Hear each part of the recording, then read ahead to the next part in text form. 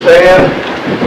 On invitation, I'd like to ask Councilman Rob Rodell to lead us in prayer. Thank you, Brother Treat.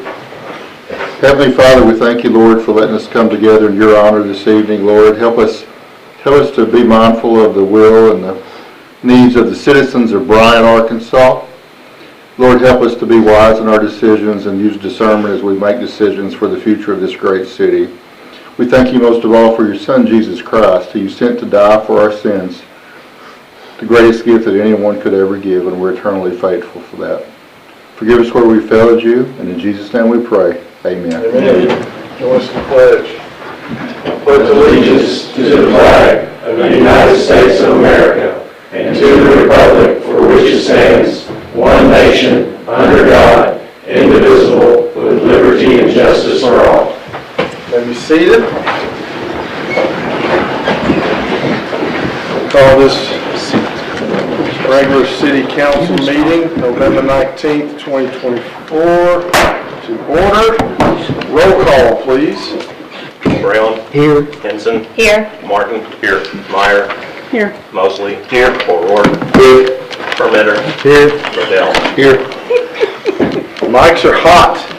Mr. Mayor, Yes. I make a motion to suspend the rules and add an item to the agenda after item number 2. That would Okay. be the Historical Society report. Outstanding. Yes. Do I have you have a motion and a second? Second. All in favor? All any opposed? Okay.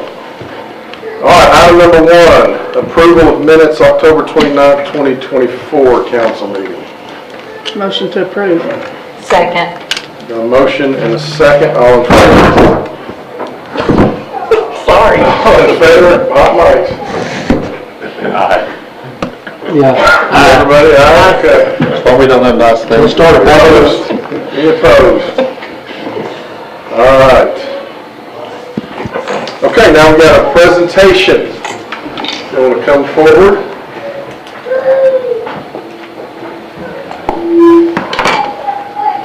All right, fantastic. Well, thank you, Council. I appreciate you allowing us to be here tonight. My name is Chris Chapman. I'm the Director for Law Enforcement Standards and Training for the State of Arkansas.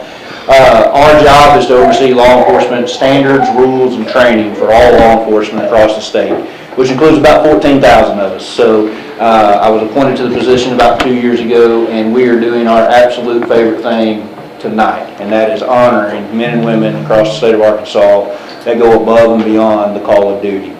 And we'll talk about that award here in just a minute, and I'll let Deputy Director Lawrence and Waycaster have their turn at the mic. But thank you guys for allowing us to be here. Thank you for supporting your law enforcement community. It's an honor and a privilege for us to be here to spend some time with you tonight. And I'm going to turn it over to a dear friend of the mayor's, Deputy Director Lawrence, to explain where these awards came from, and then we'll go into the presentation. Thank you, sir. Mr. Mayor, ladies and gentlemen, thank you so much for the opportunity to be here today. Director Chapman had a vision when he began this position approximately 2 years ago, is to create an environment that we provide the best training and standards across not only the state of Arkansas, but in the nation. But we don't forget where we came from, which is being cops, being law enforcement officers. And we wanted to do something that is absolutely needed in our communities, our country, and our state. It's recognizing good police officers. Out of 100 things a police officer does every single day, he or she will do 99.9 of them correctly. And tonight, we have the ability to honor those officers who have done right. So as we began one evening, we were sitting around, we like to whiteboard, so we go through the whiteboard all the time, and the director wanted a way to honor those law enforcement officers who showed true heroism in regards to their performance on a day-to-day. So we came up with an act of valor, and there are so many with an act of valor. So as we talked about it a little bit more, I happened to have a conversation with a gentleman who is one of our employees, one of our agents in Northwest Academy, and he read to me a poem called Leviticus. And he had this poem in his wallet, and he pulled it out, and he had carried it over 30 years because it helped him every single day of the job. And on the back of it, he went up to individuals who made a difference in his life and had them autograph it, had them initial it, and had them date it. And Leviticus also can stand for unconquerable. And I think that's the true spirit of the city of Bryant and more importantly, of our law enforcement. If you will indulge me, Mr. Mayor, for just a moment, I would like to read a small passage from it. Beyond this place of wrath and tears looms but the horror of the shade, and yet the menace of the years finds and shall find me unafraid. That is what you have in our community, and you are very lucky to have these people working for you. Thank you, Jason. If we could have Officer Perry and Officer Isel, please come forward. I would like to read you the nomination letter sent to us by Captain Tarvin. Please, gentlemen. Sure should. Mayor, have the wives come up here. I don't care if their babies are crying or not. Yeah, come on. Yeah, Talk to families. Please do, come on. Come on back in here. Come on. We want their crying kids. I do want to acknowledge first off that Marines, correct? Semper Fi, I forgot to bring the crayons.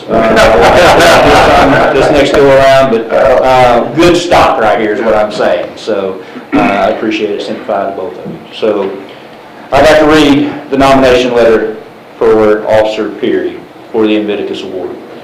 Officer Peary, a United States Marine veteran, has been a member of the Bryant Police Department since 2021. Peary has shown himself to be an outstanding officer. He serves in the Patrol Division of the Bryant Police Department as a canine officer, field training officer, and is a member of the Joint Special Response Team with the Saline County Sheriff's Office. On January 13th of 2024 this year, at about 1:47 a.m., Officer Peary responded to assist the Benton Police Department with an active vehicle pursuit. Officer Peary responded with his partner, Mattis, in the event that the suspect may at some point flee on foot. While responding, it was noted that the suspect vehicle had crashed on Stiles Road in Saline County. Officer Peary arrived, and the vehicle had erupted into flames with the suspect inside and unconscious. An officer attempted to open the door but backed away when finding the door was locked and flames growing larger. Officer Peary used his ASP, or ASP, not Arkansas State Police, baton to break the driver's window while Benton officers attempted to extinguish the fire. Officer Peary broke the window and locked the door but found that the door would still not open. He grabbed over the window frame of the door and pulled until the door was open enough to get to the driver. He then immediately began to remove the driver of the vehicle. Due to the driver's seatbelt, he was still stuck inside the car at that time. Officer Koontz, Benton Police Department, was able to reach in and cut the seatbelt, which allowed Officer Peary to pull the suspect free. Officer Peary and the other Benton officers then pulled the suspect to a safe distance from the vehicle. Officer Peary shows that officers are able to go from arresting the suspect to the officer that saves your life without a moment's hesitation. Officer Peary put himself at great risk and serious injury to save a suspect from potentially perishing inside the vehicle to the smoke and flames. Deputy Director Waycaster. Officer Perry, it's my honor to present you with this award on behalf of Arkansas Division of Law Enforcement Standards and Training. Thank you for your service. And that's that. Just hold it just 1 second.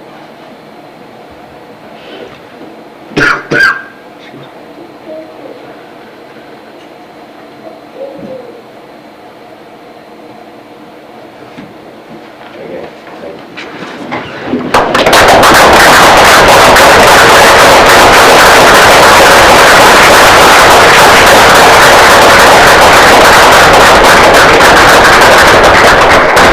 Yeah, the chief mispronounced your name a while ago, said probably Ism. I told him it was Ism.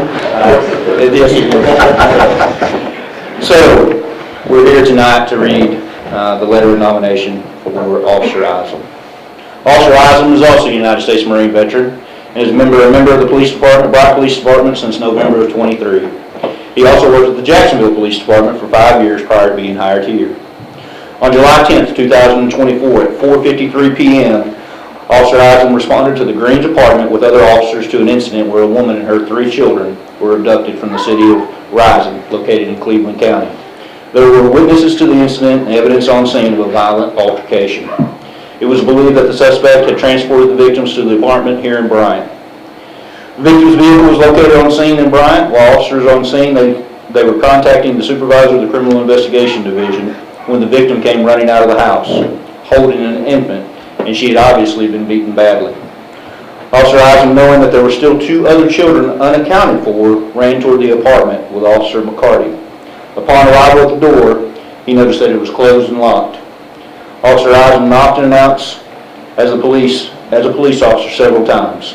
He began making phone calls to the complex manager in an effort to get the key to the door. Officer Eisen heard one of the children inside call out for help. He immediately kicked open the door and made entry. The suspect was completely taken by surprise from their quick response. Upon entry, he encountered the suspect in the living room and quickly detained him. Officer Eisen's quick reaction and bravery, entering the door as soon as he did, this incident could have resulted in a hostage situation or possibly one or both of the children being injured or killed. Because of his brave actions, all 3 children are safe with their mother, and the suspect is in jail. Congratulations, sir. Officer. On behalf of the Arkansas Division of Law Enforcement Standards and Training, it is my honor to present you with this award. Thank you for your service.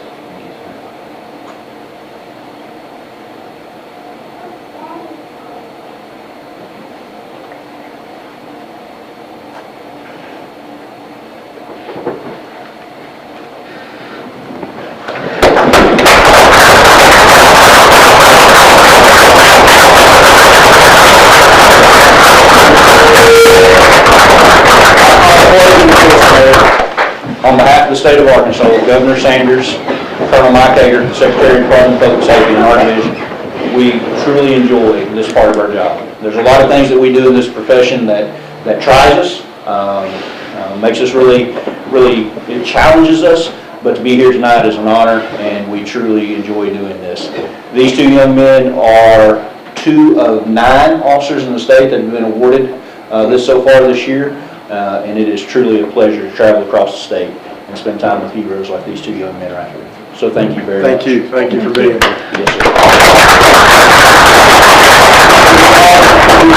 Yes, sir. Sure. Hey, wife, you want to come up here and picture too? How old your kids?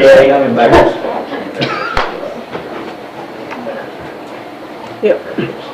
Yeah, I'll volunteer for the baby. Me too. That sounds like a good gig.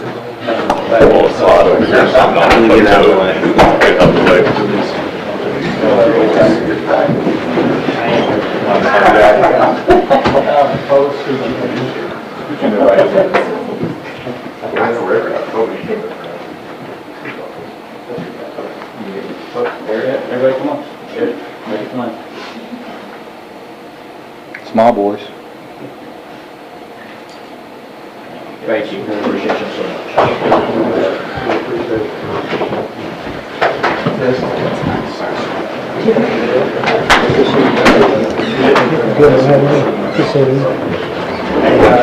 Lunch, I'm He's been on my boat a few times. He's going on your what? Boat a few times. Oh, that's good. I didn't know what you said at first. I couldn't imagine.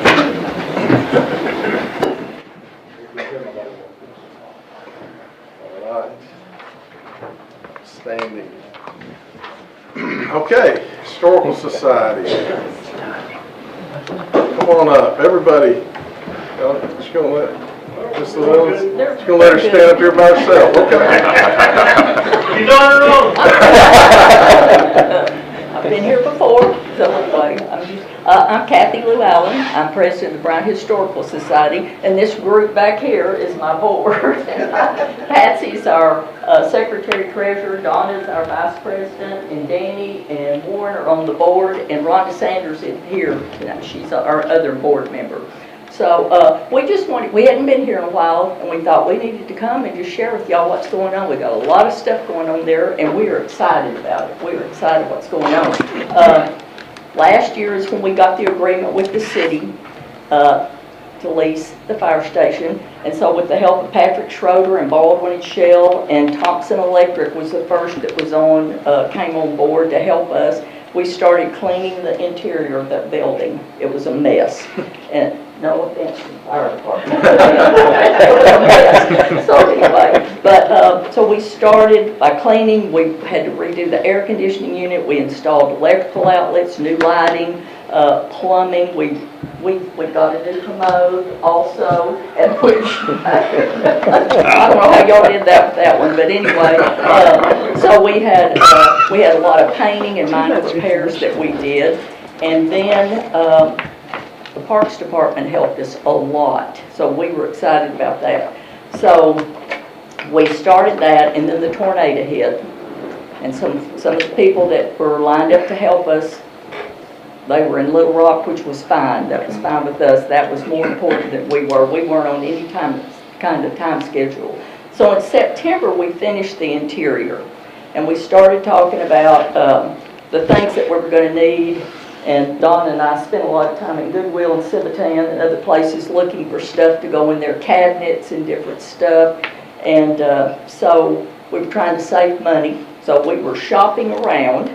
So, and then Gordon came over and helped us, told us what kind of, we got a new computer and a new printer. And so he came over and did a lot, helped us a lot. We called on him way too much. We are not technically savvy. But then we started getting office supplies and different things to go in there. And then we started talking about things that we needed to start doing for the community. So in December of Christmas of 2023, we participated in the first Christmas tree stroll, and that was fun. And we got our name out there. We got a lot of interest in it and everything. And then in February 24, we started talking about we needed to do, before we had the bridge as our logo, and we wanted to do a new logo.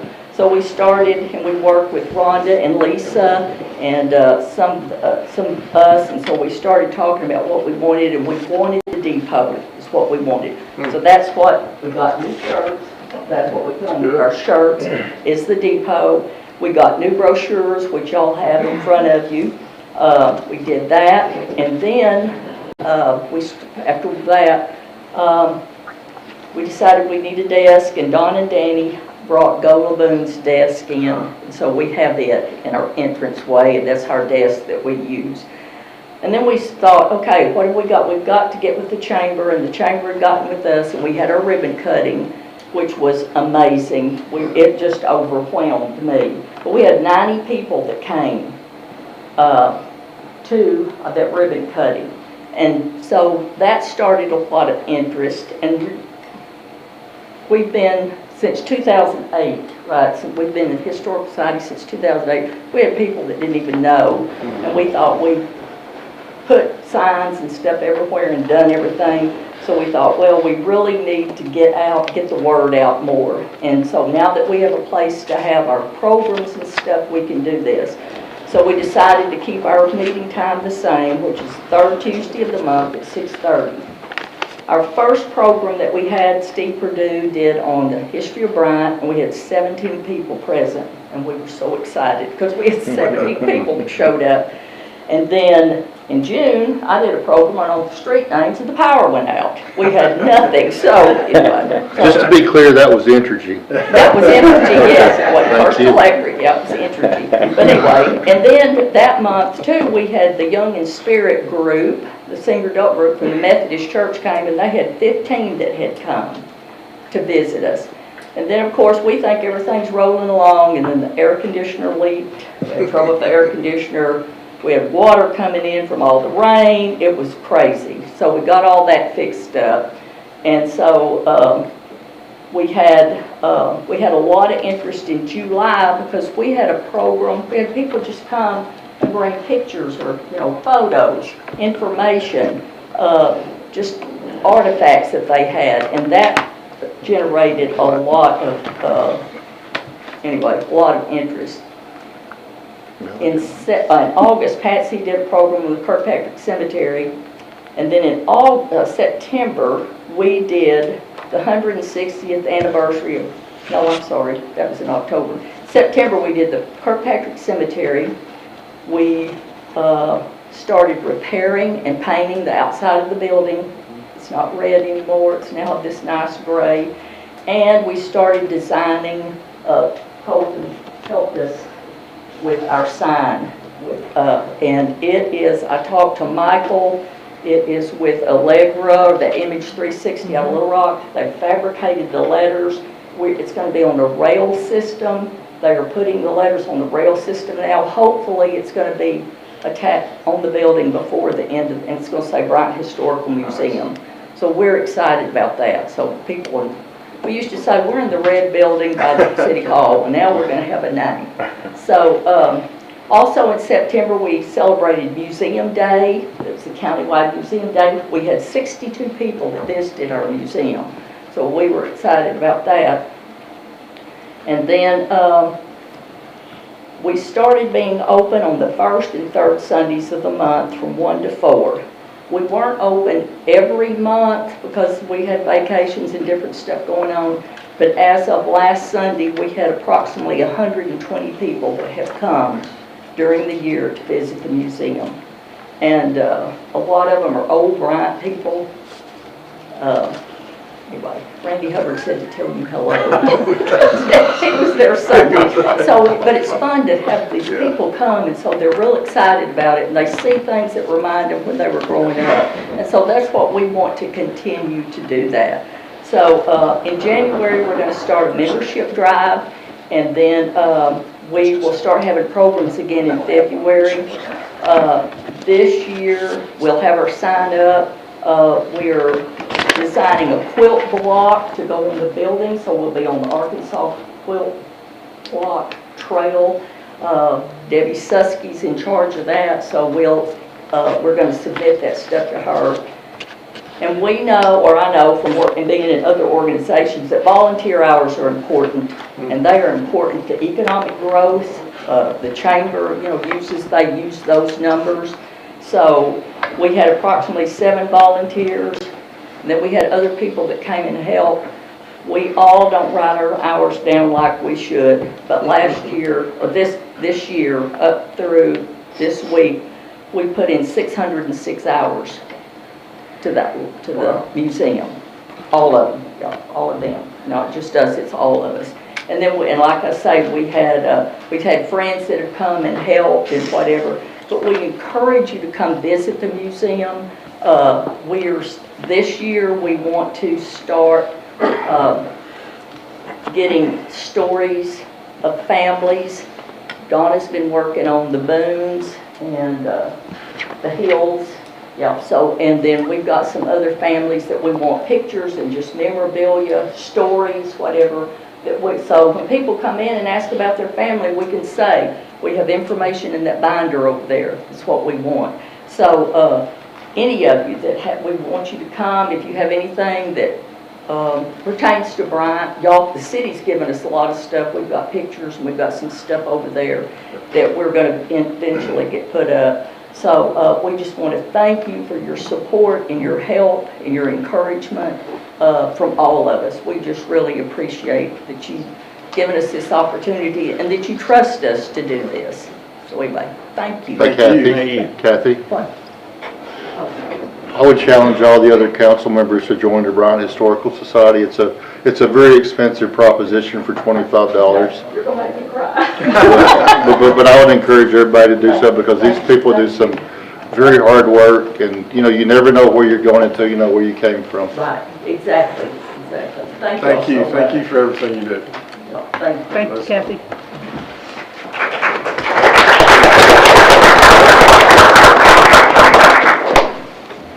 All right, so public comments. I wanted to do public comments a little bit different tonight. First, I'd like to ask, is there anyone here, just a general public comment, you're here to make a comment about something other than Midland Estates annexation? Okay, I'd like for you to go ahead and come on up first. Give us your name and address down there.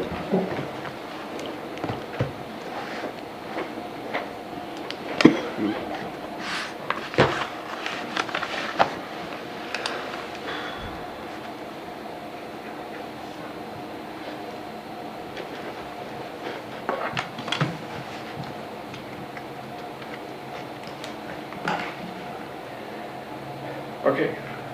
Go ahead. All right. So, Mayor, Council, I really wanted to comment on the mayor's venue, the entertainment venue that was proposed a couple of months ago. I wanted to I've been researching about this since then, and I wanted to sort of talk about what I've discovered. And I just wanted to make sure that the council and the mayor was aware that there are actually 4 other venues similar to the one proposed within a 45-minute drive of Bryan. One is Carter Off-Road, which does multiple festivals a year, Amplify Festival in Benton, Magic Springs, which does concerts every weekend. Now, all 3 of those are actually privately owned operations. And then the 4th one is the River Market Amphitheater in Little Rock, whatever they're calling it now. I think it's like the some bank sponsor. Yeah, First Security. First Security. But that's a city-owned. So my question to the council and the mayor is, should the city of Bryant be now subsidizing competition with 3 other major private institutions? So in other words, I don't think we as taxpayers should be subsidizing that sort of thing. I think if a private institution wants to come in at this property and do it, go ahead, let market forces do it, but I don't think we should be tax subsidizing it. The other thing I want to make sure is that you're aware of is that the Walmart AMP up in Northwest Arkansas is actually owned by, and operated by a 501c3. It's not publicly owned, and it also has the cultural backing of the entire Walton family with the Walton Arts Foundation. So I really think that's an interesting thing to compare it to. The other thing is, I'm kind of tired living in here since 2007 of having all these special elections pop up every other year for tax raises, tax continuances, bond issues, bond reissues, keeping taxes artificially high. I would like to see the council and the mayor try to, at least once, let taxes lower down. If my understanding is right, if we let this go and let this bond expire, we could actually have sales tax parity bitten. Currently, we're 0.5% higher. It'd be nice to be a little bit more competitive. Also, one other thing is, this kind of sounds like a tourism thing, and I just would like to remind y'all, we defeated at the ballot box a tourism initiative just a year ago at 68 to 31%. I don't really think that we really have the mandate to pursue more tourism backed by the city. Tell me your name again. Thomas Mears. Thomas Mears. Thank What you. was your address, Thomas? I live at over in Lexington Park. Lexington Park. Thank Yes. you. Thank you so much. All right, thanks. Appreciate your Thank you. comments. All right, any Bryant residents that want to comment about the Midland Estates annexation? Bryant residents, if you live in the city of Bryant and want to make a comment about this, the old business before council tonight.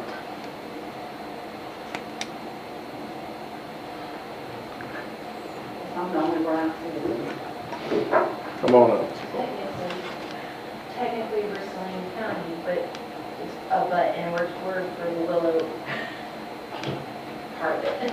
So I'm here to hear some questions. All right, I'm Tracy Bullock, and I really did not intend to speak.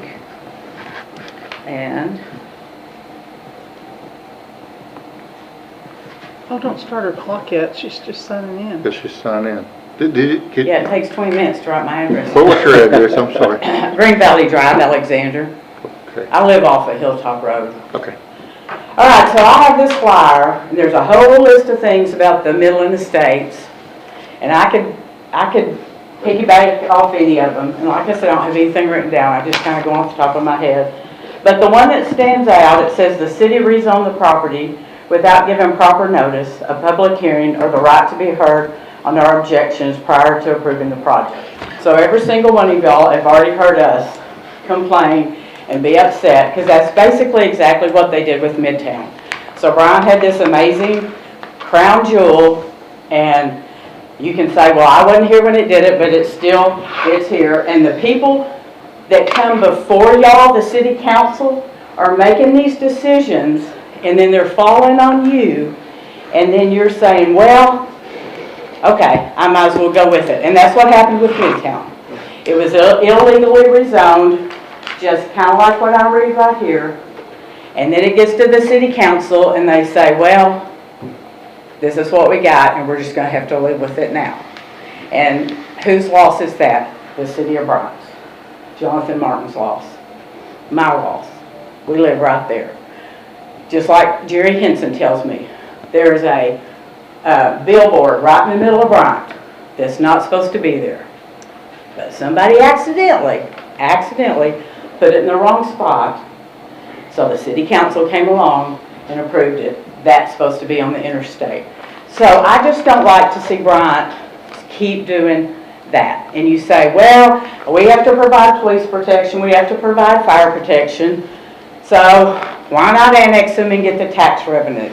But somewhere, let's just draw the line of what's right and what's wrong. And from what I understand, Bryant has already decided not to put this kind of housing, because they tried to buy the land Jonathan's owned and put a Ross Coleman development there, and y'all have already, I thought, said you're not going to do that, but then this is, you know, somebody did it before you, and now you've got the dirty work. That's the way I read it and I see it. But anyway, strongly against it, and I hope y'all vote no.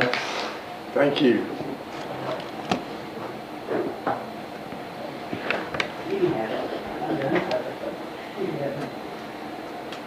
So, my name's Randy Bullock. And so if this is in the county, I don't understand why Bryant is saddled with giving them service for fire protection and police protection, sewer, water. Why is that Bryant's responsibility to provide that? Can you give me an answer for that? I can tell you something on police protection. If the sheriff's office has 5 patrolling on the streets, and you got 6, 7, 8 calls, you got to go to the most important one quickly. So if they're going to this one, they got to serve that part. If we're just around the corner, it's a whole lot quicker to get somebody's house on fire. You got to wait for a volunteer fire department. If somebody's beaten, they were talking about with the 2 officers, if you know you got a bad situation, you know you want them to be there as quickly as possible. The sheriff, the deputies are halfway across the county, or out in Perrin. It's going to take a while to get there. I've lived it and done it. Yeah. Mutual aid. We provide mutual aid to the county. Right. Okay. I'm just against it. Just living in the city, because I feel like you've got enough on your plate with the homes and the roads and the streets, and just adding more people and more. I know you want to annex them in to get the money, the income in, but that's probably not going to be enough to even cover what really needs to be done for that. And I assume the sewer and the water is there, already there for them? Yes, sir. They're city sewer, and I think it's Salem water. Yeah. So, but anyway, I'm just against it. Thank you, Randy. Sir, did you sign in? He did. He did. Sir? Okay. He did. He did. He signed in. Yeah, I signed it. Thank you. Thank you. All right. So, with the tablings and the readings, what I'd like to do tonight, before we get to old business, is first have a representative of those that are in the county that oppose this to come forward. I'd like to give you 6 minutes, and then I'd like a representative of the pro-annexation then to come and speak for 6 minutes, kind of summarize those arguments, and then we'll go to old business. And then once we've had that on a motion, a second, then if there's other questions, if there's things you as a council want to ask about, feel free to do that. Does that make sense? All right, so have a representative from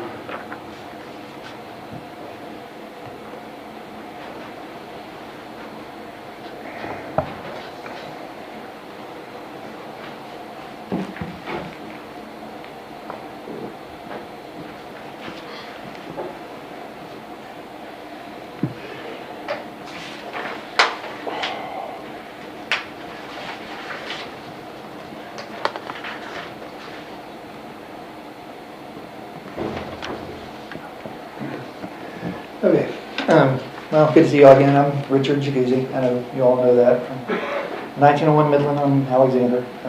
So we own property that adjoins this proposed development. And first, let everybody know that's here to speak that I didn't ask for this, so I feel bad, but I might be taking somebody else's time on issues, so if I don't touch on something that somebody's interested in, I apologize. But so I know a lot of them had issues and concerns that they were going to express to you tonight, and I'll try and do some of those that I know that we're going to ask about. And I know that you all as a body are looking for reassurances or ways that you can justify your vote one way or another. Unfortunately, I don't see how you can justify that vote because what you're being asked to do is wrong. I mean, it's wrong on a couple of different levels, but you're being asked to ignore and violate the property rights of an entire subdivision. So the things that you do on a normal basis, which are approving subdivisions and applying restrictions on properties and protections on those properties for whether it's Midtown or Lexington or even Midland Estates that you're being asked to basically approve right now. If I'm sure that Mr. Havens is going to have protective covenants that are going to go along with those properties. And that's exactly what they're asking you to not violate tonight.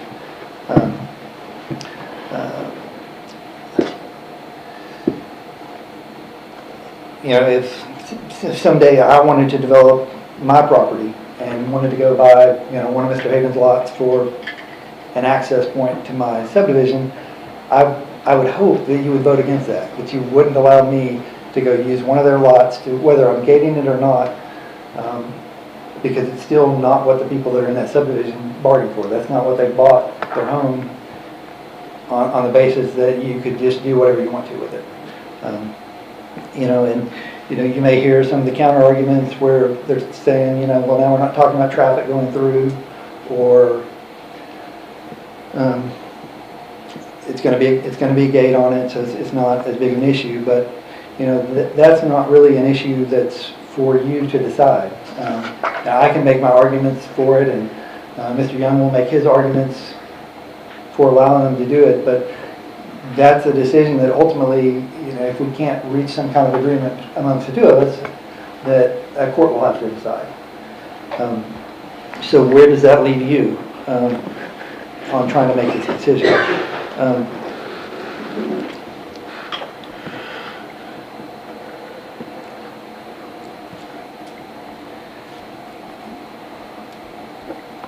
There continues to be a lot of misinformation that's out there too on a couple of other things. Tracy mentioned a little bit about some of the processes that have gotten you to where they were on some of the other, on Midtown and some of the other ones. I'm not sure where this information came from, but the county has not approved this project. It's not something that went in front of the county planning board, and it's not going to happen, with or without your vote.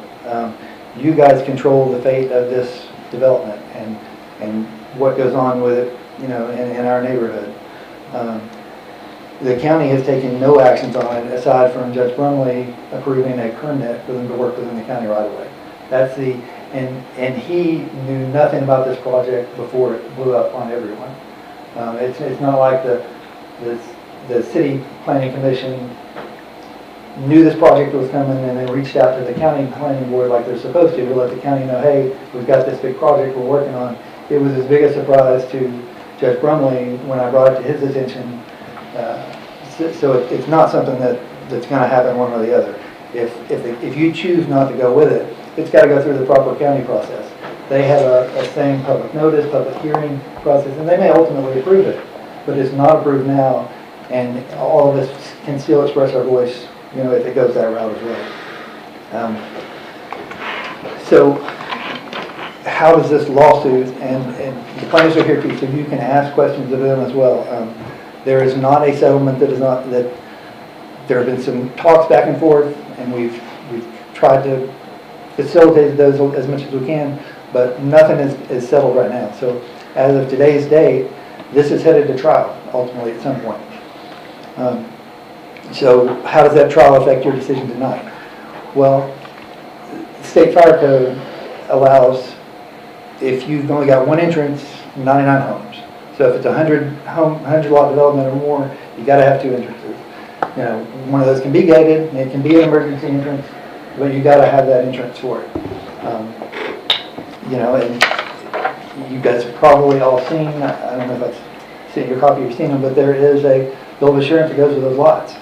The city planning, or the DRC actually asked that be verified and that they find out exactly what, from a title company, where they stand as far as restrictions in the process. And Mr. Hope, they verified they had done that, but you know, nothing was ever gotten back to them. So I'll kind of just leave it at that. I mean, you know, we have other issues in the process, but I think the one that's important to you tonight is the lawsuit. Because without the ability to get that entrance, they can't do that project the way it is. Thank you, Mr. Hughes. Okay. Pro-annexation. Pro-annexation, good evening. I'm just going to write my name. Yes, sir. Please.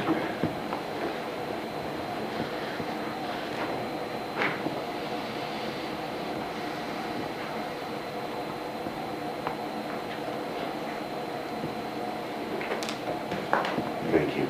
I'm sorry, I don't remember your name. I apologize. Sir, my name is Perry Young.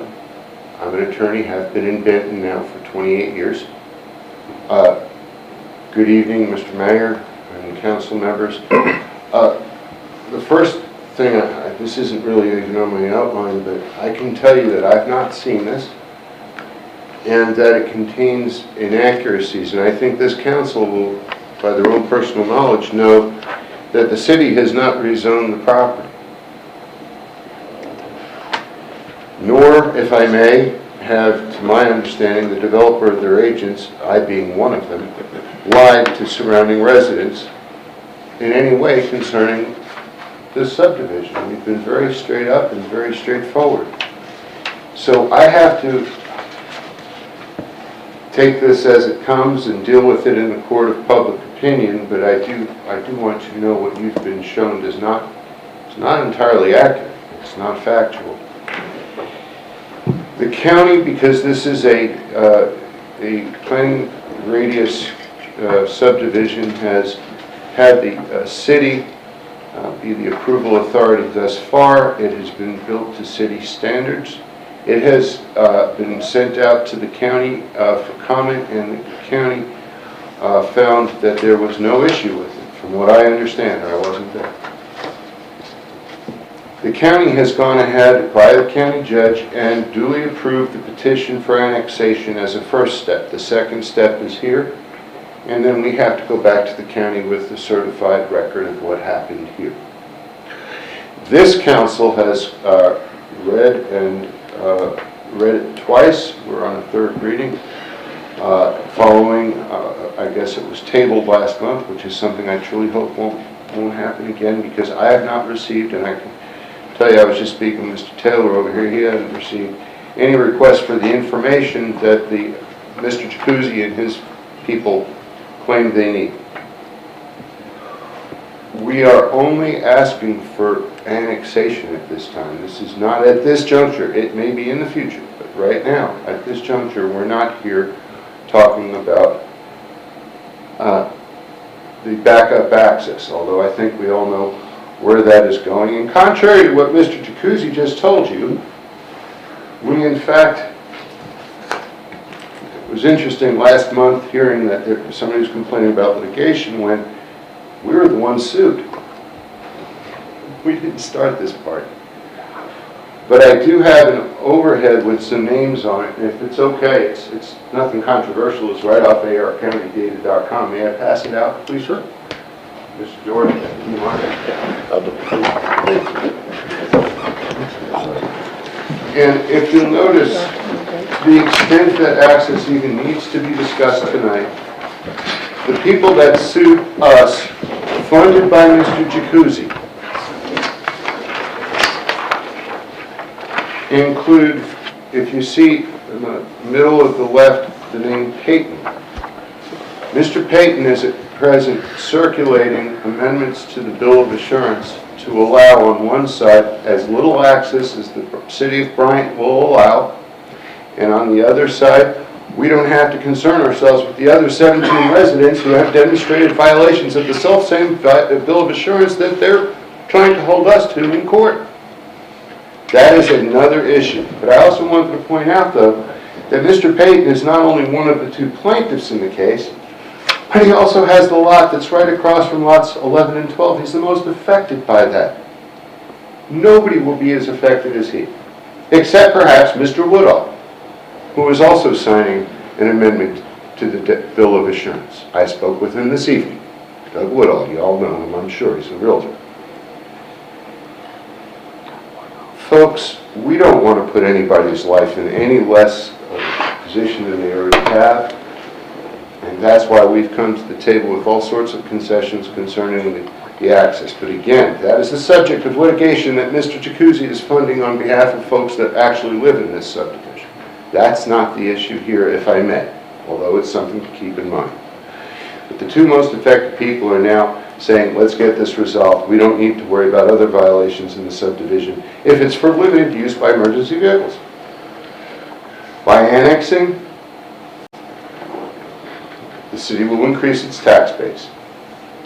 The utilities are coming from Bryant anyway, at least some of them. The city will exercise control over the quality of construction, which is something it won't if it's not annexed. The city will gain control over ingress and egress. Folks, this 50 acres is going to get developed. I'm not here to tell you that a Roush Coleman development is my cup of tea. That's my client's problem. But, as Doug Woodall himself told me tonight, as a realtor, every community needs starter housing. And the NIMBY, not my backyard syndrome, is ringing pretty loud in this situation, particularly coming from someone that doesn't even live in the city. And I might add, somebody who has the luxury of 27 acres, including a lake, dividing his house from the rest of this. Who else has a buffer that large? So, what I'm asking the council to please do is take that 3rd reading and enact ordinance number 10 of 2024. You saw only 2 Bryant residents here opposing it. You saw a number of people last month, most of which were either out of the county, part of the group brought by Mr. Jacuzzi, or both. Thank you. Thank you very much. All right, Ted, will you come on talk about ordinance 2024-10? Any questions for Ted? Yes, ma'am. Will you explain the pre-annexation agreement that they've entered into with the city? Is that correct? Who's that? The developer. Okay. Is that right? So basically, a pre-annexation agreement occurs when you have one property owner that wants to join the city, when possible, will sign that pre-annexation agreement so that when that becomes contiguous with the city, it comes in as a matter of council approval. That stops it as opposed to going to a subdivision and picking up each individual homeowners one at a time. It's a mass movement of all the property at once through one property owner. Does that help? Yes. How far are they into the development of this? They are currently working on groundwork for roads and utilities. So they're still probably several months out before they'll finish that so that they can apply for a final plat. Who's they? That would be the developer. Okay, thanks. So this is in Bryant's planning district, correct? That is correct. And I know this is a forward-looking statement, but I'm going to try to trick you and see what you say. Okay. I'm just going to warn you ahead of time. So, in your expert opinion, not as an engineer, by the way, I understand. but would the city of Bryant eventually annex this entire area and beyond, by the way, in the next 50 years? I would say within the next 50 years, it's very possible this whole area will be within the city of Bryant.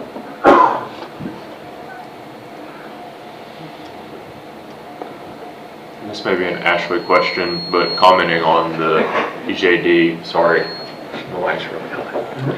the EJD versus county planning, and how that falls. Can you talk about that? So basically, the zoning for this area is not zoned per se by city. It's not zoned R1, R1S, or R2. It's a matter of our land use. And that's agreed upon by the county that matches ours, that that territorial jurisdiction fits this land use. And that's what this developer has submitted under, is that level of density. And that matches ours. So, let me ask you, this is another weird question, but, so if someone wanted to put gigantic apartments out here, could they do that? Not unless it matches our land use for the area. Okay, whose land use is that? That's the one that the city engaged in several years ago, that was reviewed by the county and accepted by the county. Okay, so basically the city of Bryant's already been planning for this area for years. For years. I believe, if I'd be lying, but it was somewhere around 2010. Don't lie, okay? Don't lie. No, but it's been in place since about 2010 to 2011. So what about the rest of these areas north of here? There are various land uses throughout those areas, but they are within that ETJ. They have been mapped out. Remind me what an ETJ is, brother. I deal with different acronyms. It is extraterritorial jurisdiction. So basically, we know if multifamily can be built out in here just about already, right? Mm-hmm. It's already been decided at that point. Now, in the future, we will revise that. It depends because Who's we? Sorry. the city of Bryant. But not the county. But we will work with the county on that, for certain. They'll have involvement with that.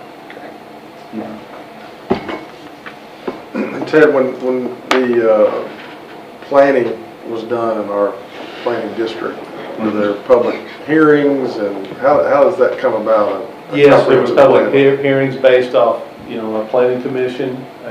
They were ruled upon by the city council too, so they were accepted as a matter of city council practice.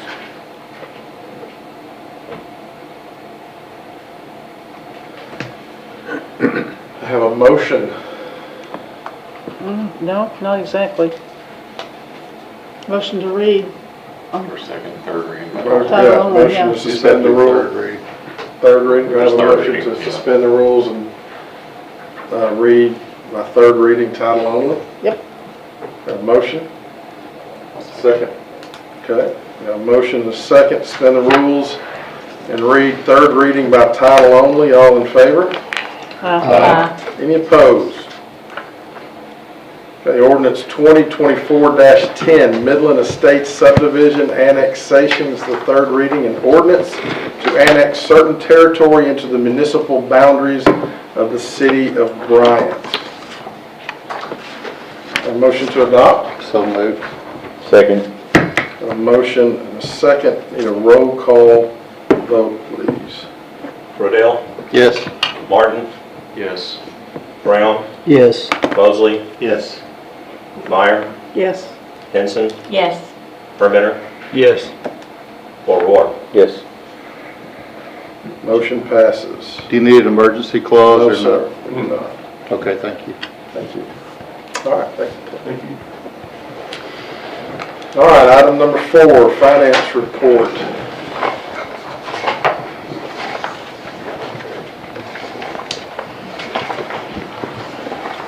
Okay, month ending October, sales tax was up 267 over this time last year, 41K over the budgeted forecast. Page 5, continuing to work on the 911 consolidation. Estimated numbers received on the 2025 bill, which will be on the budget adjustments later. Page 5, streets went down 1 day to 68 days. Hopefully it'll stay steady or improve over the next 2 months. Page 7, the 007 investment report was a pre-council. The Bryant Parkway money did hit the account on Bryant Parkway. We got final Garber invoice. We're waiting on it. The state funding for our meter change-out loan, the $3.5 million hit the bank on November 8th, which was really great news. We've been waiting a long time for that. And then I did want to draw everybody's attention, tell them once again, if you'll look at the very last page of the report, it's a one-page snapshot of all the city's funds, their original budgets, the fiscal activity, encumbrances, and it's just a good one-page snapshot. Did anybody have any questions on the report for ending October? We missed our tax projection, right? We missed last year's what we did on sales tax, right, for October? Over for the year, we're up 267 over last year and 41 over the budgeted forecast. I didn't look at it by, but I can probably tell you real quick. It looks like October we were down from last year. Yeah. 41. 41 down. No, 42. Mhm. Joy, is October's numbers August? Yes.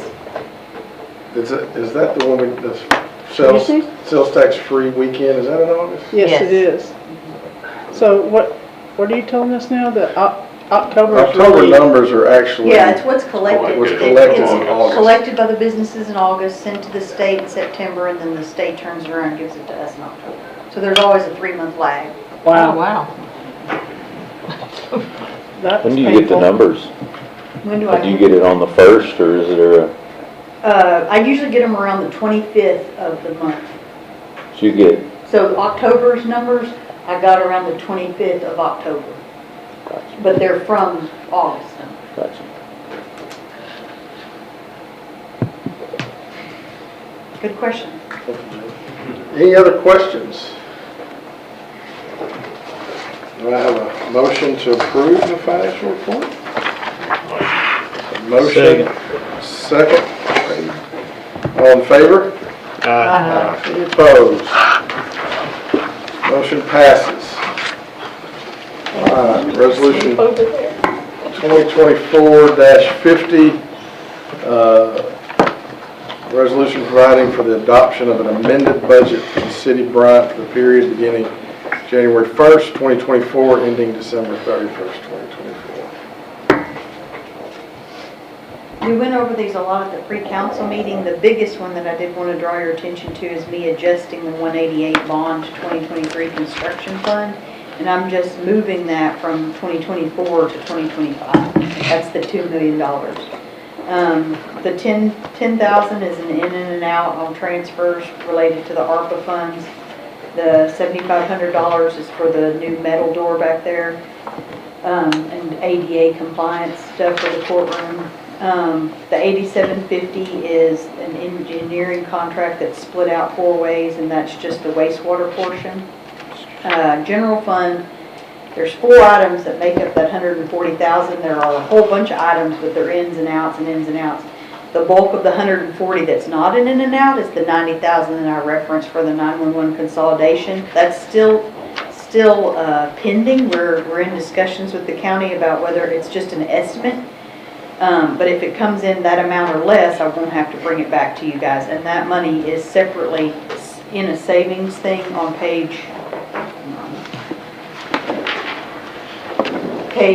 5 of your report. That's where we separately track the 911 money, and we already have it deducted from our 120 days cash. So I didn't want to draw that out or point that out to you guys. $22,000 is for the PD drone. $20,000 is for the PD and fire exercise equipment, and then $7,800 is related to animal. But as I put on the separate budget adjustment sheet, I really think that will probably wash out in animals payroll stuff because they've had some vacancies this year. I just didn't go ahead and put that in the numbers. So, does anybody have any questions on any of those? Or? So you got a couple things on here that are not labeled. That 282,000. That is me. Let me see. Oh, that's just a reclass. The two, there's one from the top and the bottom. One of them's it's 5820 to 5840, and I'm just moving it. They're actually in the same category. The 5840 I know is loan principal. I think the 5820 is right to use, and so they're just almost the same thing with different accounting terms. But one of them's those right to use assets, and the other one's Amendment 78. So what's it for? I mean, well, I wanted to get our right to use assets all in that one account and get the amount more precise. So I just was making it be that way, basically. But it's an in and an out, it doesn't have a net effect. Good question.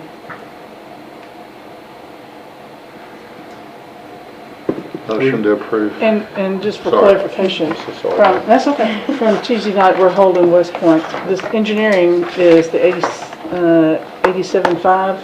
We're approving that, but the bulk of it, we're saving it till it all Yes, comes I'm together. just holding West Point until it's,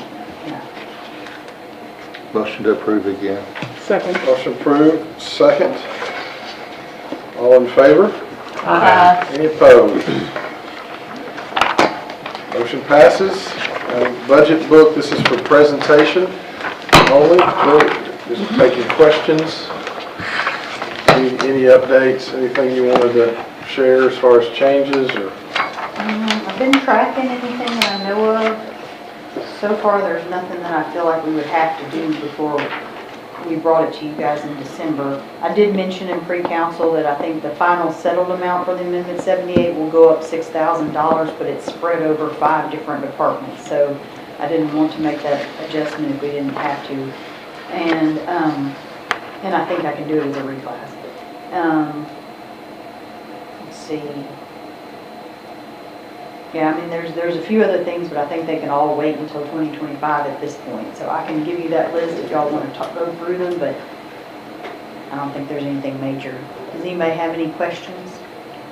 No. No questions? All right, well, if you, anything between now and December, budget book wise, please let us know. If you want to come by, sit down, whatever, we're available. All right, awesome. Thank you, guys. Thank you, Joey. All right, resolution 2024-51, a resolution to accept a record destruction affidavit.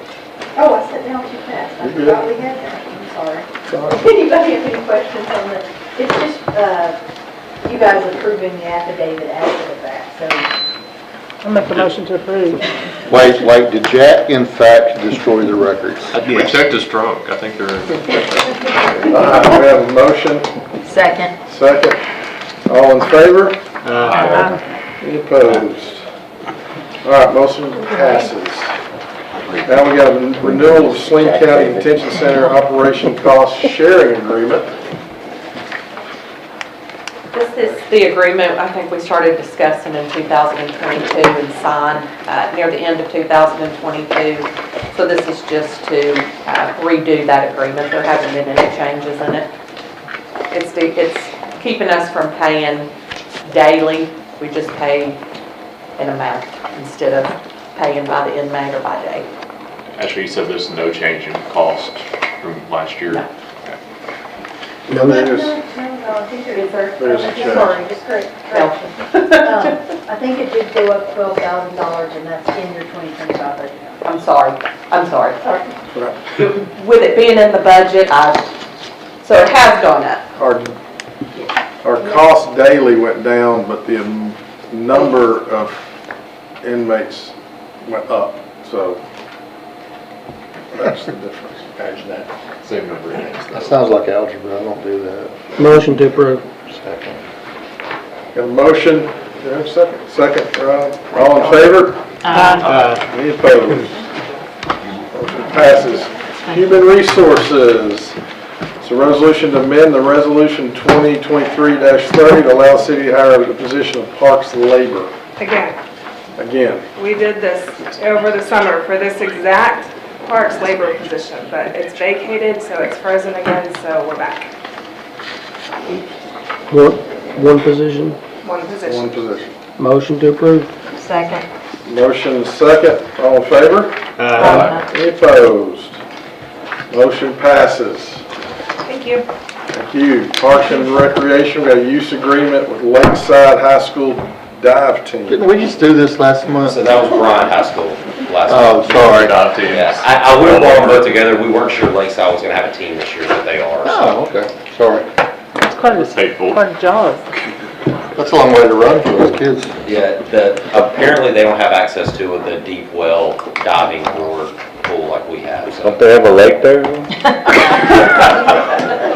It seems like that should work. Somebody, I like a motion to approve it, we'll just kick him They out. rental to come use our pool, so. Motion to approve. Second.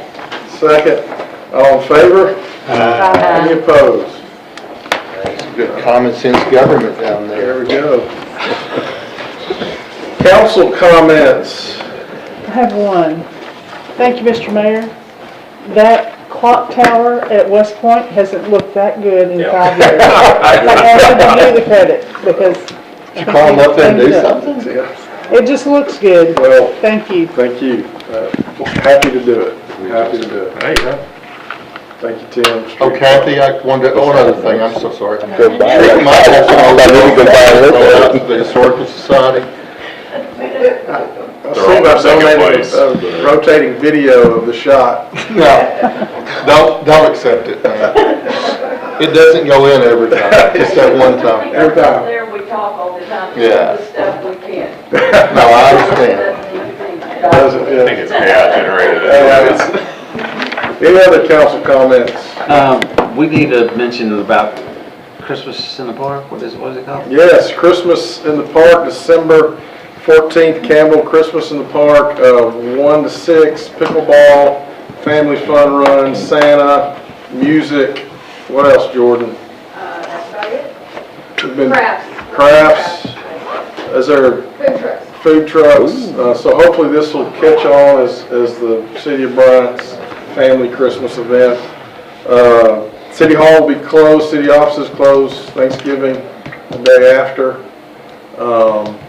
And then I also want to mention we had a all-hands meeting with all the staff, got to hand out awards for longevity, and we're able to give everybody a little something extra for their Thanksgiving feast.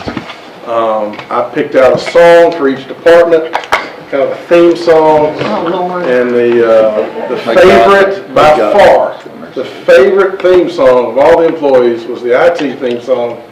One is the loneliest number. So, anyway. Mayor, who's the longest tenured associated City of Bryant? Who would that be? Well, we didn't touch on the longest one on these longevity awards because we only do highlight years, so by fives. But Chad Mosley is probably at 34 34. this year, so we will be. 34, that's older than Colton. 35. Quite a bit. All right, that's all I've got. I'll entertain a Mayor, motion. just a reminder that at our next meeting in December, we are recognizing the retiring council members. And I'm not old enough to retire. you can come up with a better name. Yeah, we'll call it that. 5:30 5:30. is the start to that. All right. Motion to adjourn. Motion. Second. Second. All in favor? Are we safe to leave out the front door? Adjourn.